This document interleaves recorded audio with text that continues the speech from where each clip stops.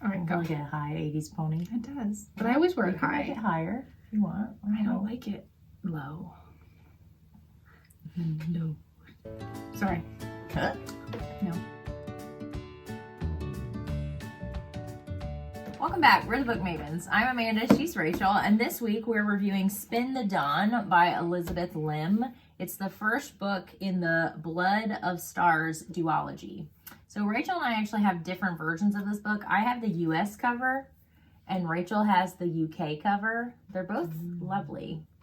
They are really pretty. But we have discovered that mine is more readable in terms of like the binding is much that floppier, much more durable for a paperback. Hers is It's just stiffer. It is stiff.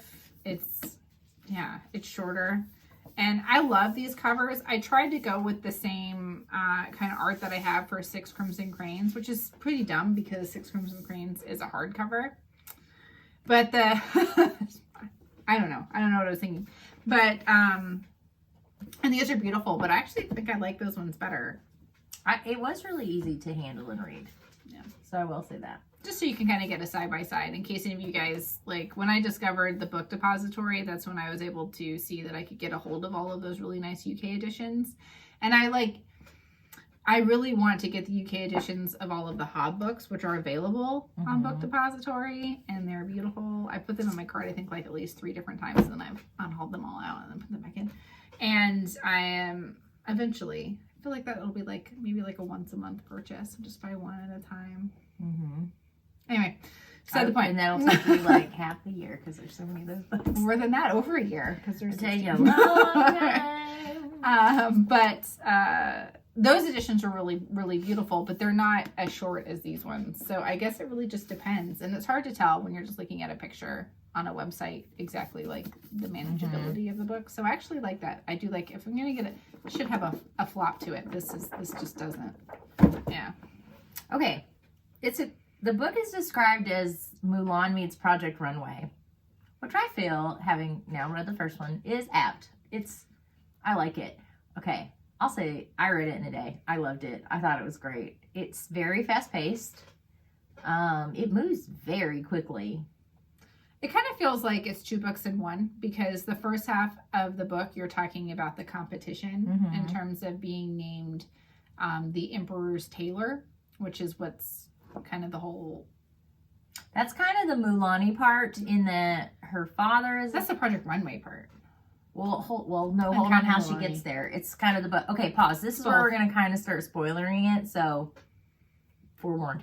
So, yeah. So, her father is a very well-known tailor where they live, and now he's fallen on hard times because her mother has passed away, so, like, she's really the one running the shop. But there's been a war, the 5 Winters War. Yeah, so, of course, she's a girl. She had 3 brothers. Can't be a whatever. 2 died. 2 die in the war. Her younger brother, the youngest brother, is hurt and here's the thing, none of them were ever very good tailors anyway. So she's always been the one to kind of run the shop. So she takes her father's place when the emperor calls him to come to this contest because her father is too feeble and can't do it. And her brother, doesn't know how, but also is still injured from the war. So she pretends to be her brother. That's how her brother Keaton. And we're going to do our best with these names, guys. But, you know, the way you read them in your head is maybe not necessarily how they're meant to be. But Maya. Her name's Maya, yeah. Yeah, Maya. So that's, for me, the big Mulan part is she pretends to be a different family member to save her family honor. Yeah, she pretends to be a man to get into the contest. And then the contest is where the Project Runway part really kicks up because they set them these challenges and this... So there's a very tentative piece. To make something out of paper. That's what I feel like the really kind of bizarre aspects come into let's talk about her. Okay, there's a very tentative piece. So there's been this big civil war. And there's a very tentative piece between the most powerful warlord and the emperor.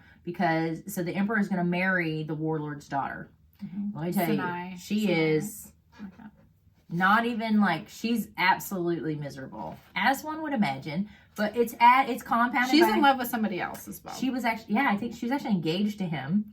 And then her father broke the promise. Like, that's, you add to it, you think, oh, well, noble families, you know, that's the price to pay. Her father had actually made a promise to her that he would never force her into marriage. So it's like, it's really compounded it for her because her father went back on his word.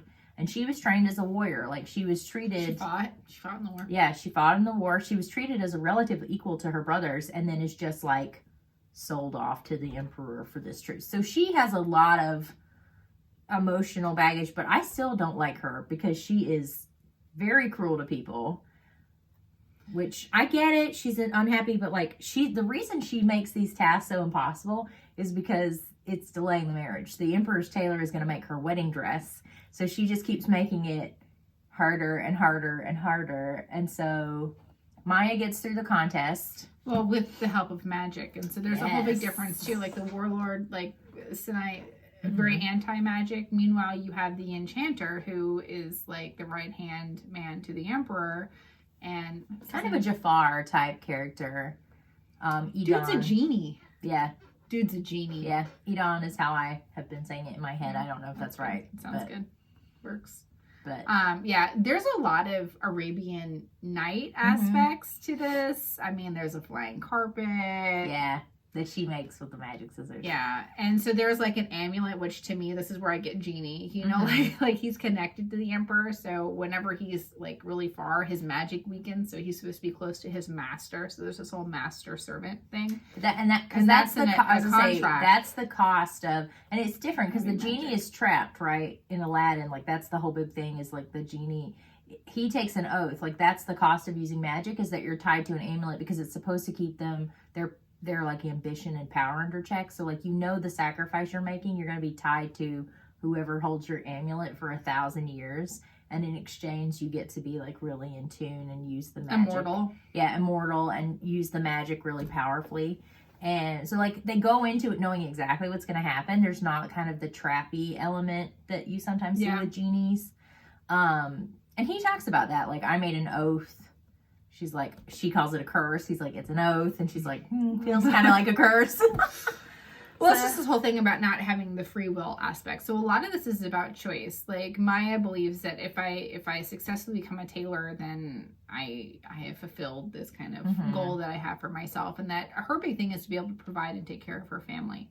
So she becomes the emperor's tailor, then she will be able to support her family since no one can support them anymore. So, so she has a lot riding on this contest, and Edan, is that what we're saying? Edan. Sure. Edon.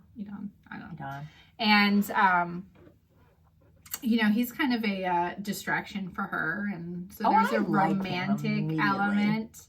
Oh, yeah, no, he's very quippy. And he loves to irritate her. He does, yeah. I think Maya's such an interesting character because, I mean, aside from the whole, like, she has that selflessness. She wants to support her family.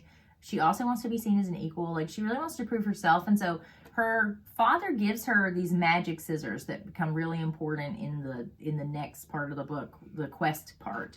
But she doesn't want to use them. Like, she does not. She wants to earn it herself. And it takes her a good chunk of the book to really come to terms with that the scissors are just really amplifying her own skill and talent. And so it is still her work, because not everybody has the ability to use those scissors. Well, she also finds out that other people in the competition are also using magic. So I think that kind of evens the playing field for her a little bit. Yeah. But when we talk about, like, her using those scissors, that becomes really important in terms of the last quest, right? So she's chosen as tailor officially, right? But her last big project is to make these 3 gowns for the wedding, but they're mythical gowns. These mythical gowns. So the Empress Amana, which is a goddess, right? Goddess Amana. So there's a story of this thief who stole these things from her, and then like that's kind of like where the tale that these things like the tears of the stars can actually be tangibly caught. And so they were made into the stars. The blood of the stars and it's the laughter of the sun. There's the laughter of the moon. Laughter of the sun, tears of the moon, and one from the blood of stars. Yeah. So she's supposed to make gowns out of that stuff. So first she's got to go get that stuff. And that's Dawn. That's like half the book. Dawn goes with her, kind of against the Emperor's orders. Yeah. So the whole first half is the competition, and then the second half is a quest. It's like a quest adventure. But it moves so fast. That's what I'm saying. It's like the book moves quickly because my version is only version is not numbered pages. I don't know how long it is. Seriously? There's no numbers? Yeah. Now that I'm looking at it, does yours have numbers? Yes. So I think it's about 300. It's a little less than 4. Yeah, and it's like 3. Okay, so it's like a 400-ish page book. 380. Yeah, so it's only like a 400 pages book. So it's a lot of story to move through. I liked the pace because I do too. It keeps you on your toes. You're going. You talked about in our last video, we were talking about like a lot of fantasy is very series driven and pulled apart and drawn out. And there were moments where I felt like I kind of would have liked to have seen it drawn a little bit more. But on the other hand, I think part of what makes this story enjoyable is that I'm getting information a lot faster. Like she's moving through these quests. But it's also like this countdown. It's a countdown feeling because you have a countdown to being able to finish and accomplish this quest, but you also have this countdown towards regarding the romance as well. That there's a expiration date, to it, and so you do feel a kind of like this compression happening, and so which makes sense because you realize that you're losing that time, and so you're pulling out like the best things to focus on. So I don't know. I enjoyed it. Yeah, I thought it was really well paced. And there's still a lot of like little twists and turns. And then at the end, there's this several big twists. Should we talk about the end? Well, if you're gonna read it for real, stop right now.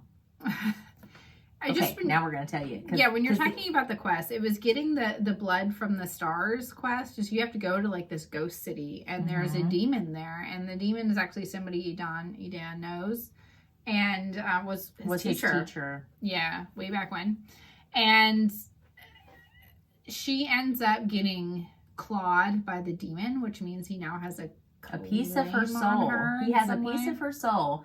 And so, okay, so demons, this is the interesting part. So an enchanter is tied to that object, right? But demons are a different kind of magic. They're usually enchanters who have broken their oath or choose the darkness.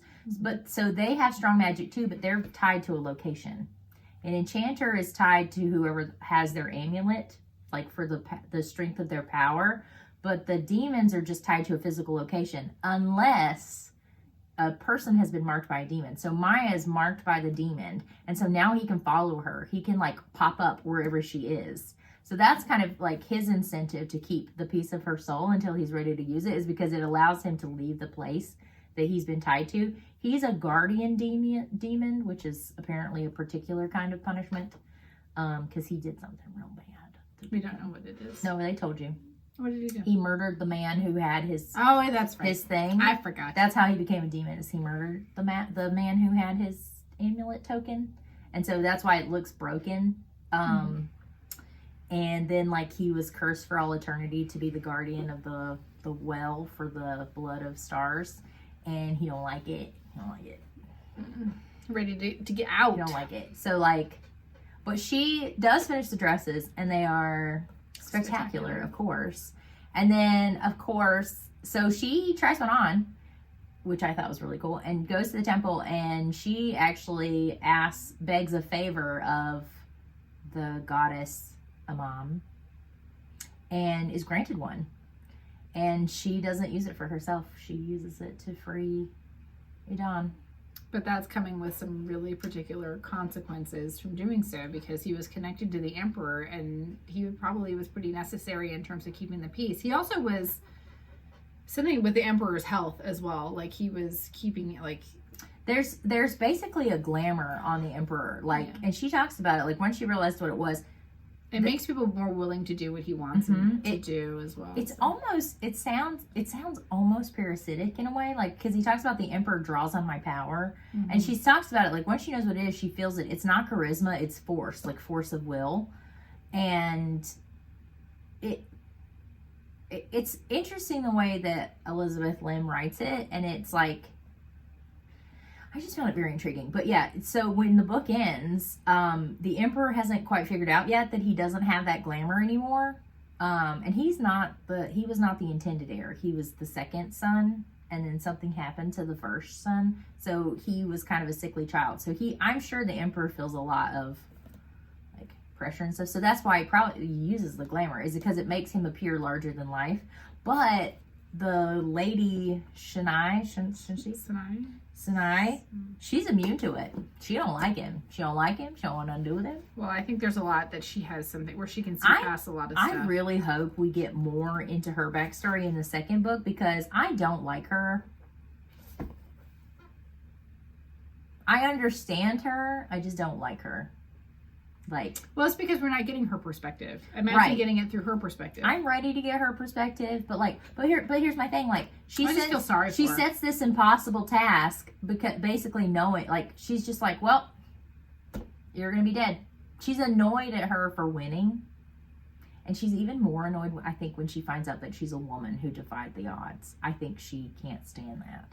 I disagree with that. I don't think she can't stand it. I think that it was something where there was a comprehension there where they're both struggling for agency. But then she sent her off to die. Like, yeah, but she would have sent anybody off. It didn't matter at that point. But I don't think she picks on her harder for being a woman. Is all I'm trying to say. Oh, maybe not for being a woman, but like. But I don't think that makes her hate her more. I think it.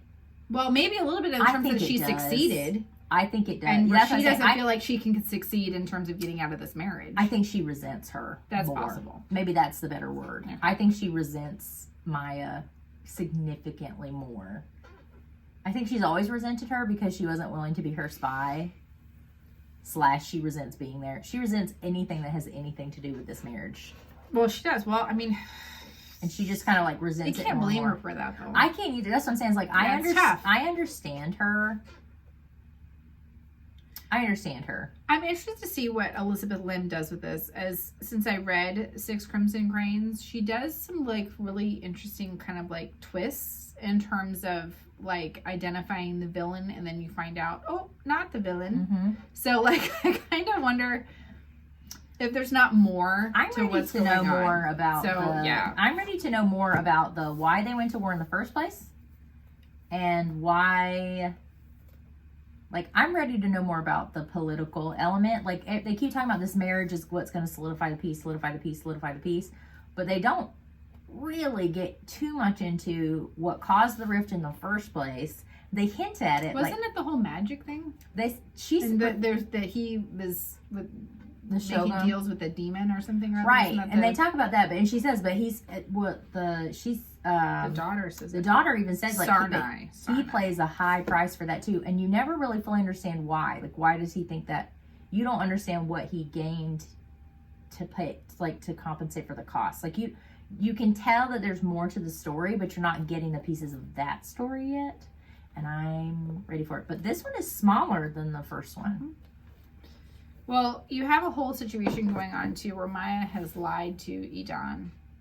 Oh yeah, and right there at the end. Yes, she frees him, so he's not immortal anymore. But when she does that, the demon now has come.